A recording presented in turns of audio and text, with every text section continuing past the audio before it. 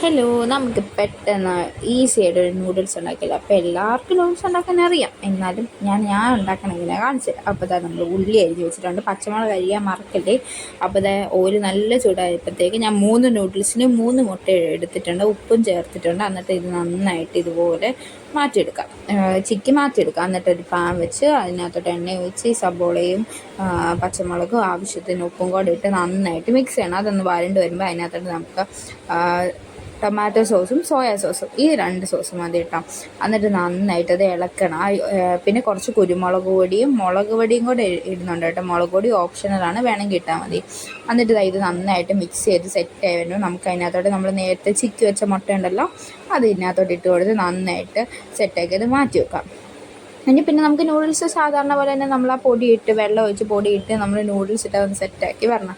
കണ്ടില്ലേ, നൂഡിൽസ് അത് സെറ്റായി വരുമ്പോഴത്തേക്കും നമ്മൾ നേരത്തെ മറ്റേ സബോളയും മുട്ട ഉണ്ട് അത് മിക്സ് ചെയ്യുക. അപ്പോൾ ഇത്രയുള്ളൂ കേട്ടോ.